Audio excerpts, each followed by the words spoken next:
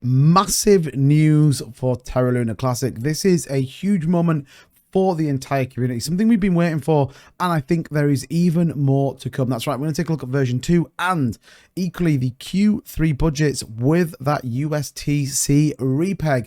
It does feel like this thing is about to absolutely explode, and if you are still bullish on Terra Luna Classic, be sure to subscribe to this channel.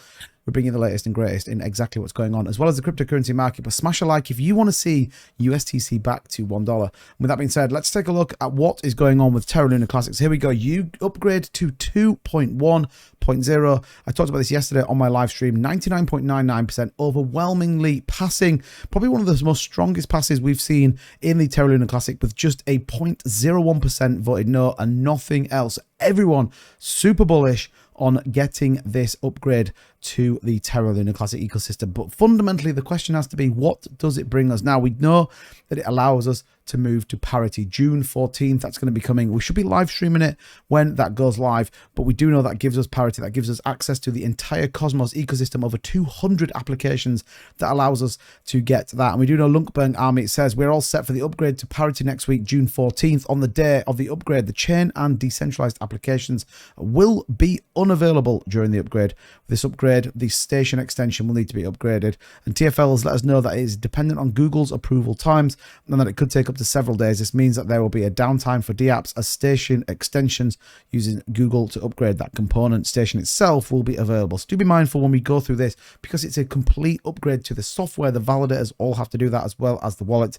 This is a necessary part of the upgrade to parity, and we appreciate everyone's patience, and we will eagerly wait eagerly for Google to apply the update. And during the following upgrade, we will continue to provide updates. Thank you, and hope everyone has a great rest of the week. We will definitely upgrade you. We will keep you updated on the channel. Follow me on Twitter, links in the description if you're not already doing so you can stay up to date with everything. But what is the big news? And we've seen some solid price action for Terra Luna Classic recently, but L1 Task Force Q3 proposals. We do know now that we are into our second term right now. This is proposing the third term, and it does feel like this could be the biggest one yet. So there's a couple of real key points that I want to talk about. Obviously, we know the upgrade is coming, version 2.0.1, upgrading the Cosmos SDK, version 0.45, as well as Tendermint and a number of other upgrades to it, the smart contracts in parity and the Cosmos blockchain. And we also get the 5% minimum validator commission will be implemented. Now, what that hopefully will bring is more validators to the network. We could even see more burns to the network as validators start to generate a little bit more income, as well as we continue to see volume. I think it's very much going to bring some people to the chain, which is very, very good indeed. So it's based on successful progress in the first and second quarter. It's proposed that the L1 Task Force be granted a Q3 mandate to continue the blockchain's development. It gives us a little bit in terms of what's happening, but ultimately we see there that the reduction of supply for Terra Luna Classic and USTC, the most effective approach to achieve this goal is through utilizing the market module by implementing appropriate capital controls and safeguard. The L1 teams aims to prevent potential future death spirals and enable the market module to attempt to accelerate the community's goals. Right, remember what I said, burn Luna Classic or increase the price. Now, here's the exciting part. During Q2, a USTC environment will be configured to facilitate the Q3 testing of different Repeg scenarios as they are developed as outlined in the following Agora discussions. And we talked about that in a video yesterday. But it says a USTC working group will be formed consisting of the L1 team and newly hired part-time quant and community contributions to test various concepts and ideas with the goal of recapitulating and eventually restoring USTC. Additionally, the L1 task force will collaborate with major stakeholders, including centralized exchanges, to evaluate possible incentive programs similar to what is in place currently for Binance, with them burning a small percentage of on-chain trading fees, and can be utilized alongside the creation of a USTC Repeg mechanism. Believe me, if we can start to work this and look at viable models in which USTC can be repegged, centralized exchanges will jump all over this. It will be a huge utility, not only for the Luna Classic ecosystem, but equally a massive volume driver for any centralized exchange. Now, what are the couple of benefits? We still know the team's going to be Till, Zai, Vin, and Gerrick.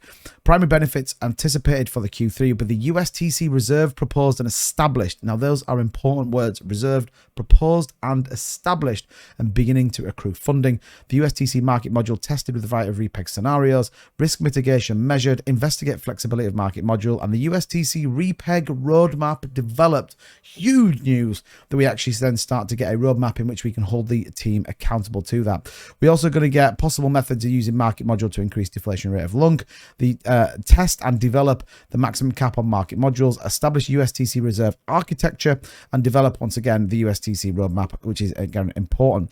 We're going to then break into August, September time, where we're looking at enhancing the Oracle pool to gradually start replenishing, supporting those validators, and as well as testing the implement of the SDK version 0.47 upgrade.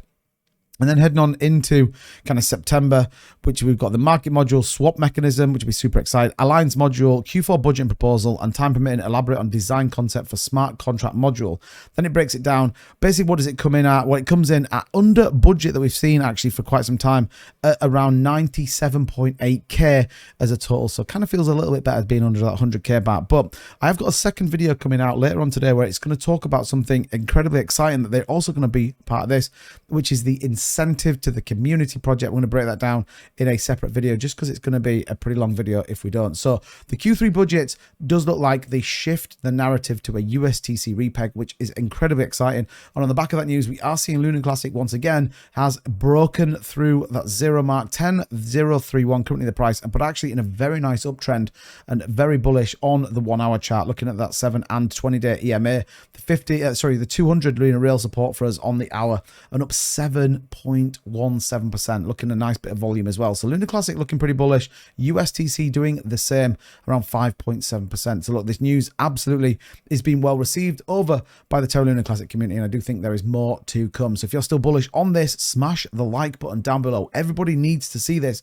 because it's going to be very, very exciting over the course of the next week or two. I think it's as big as when we got staking, and I definitely think we could be seeing the 14s, 15s, maybe even the 16s as we head up to parity, and then that proposal USTC test environment. Pretty exciting. We're going to be here for it every single day, bringing it to you guys so that you know exactly what's going on. So be sure to subscribe to the channel, turn that notification bell on, and I, as always, will see you tomorrow. Take care now. Bye-bye.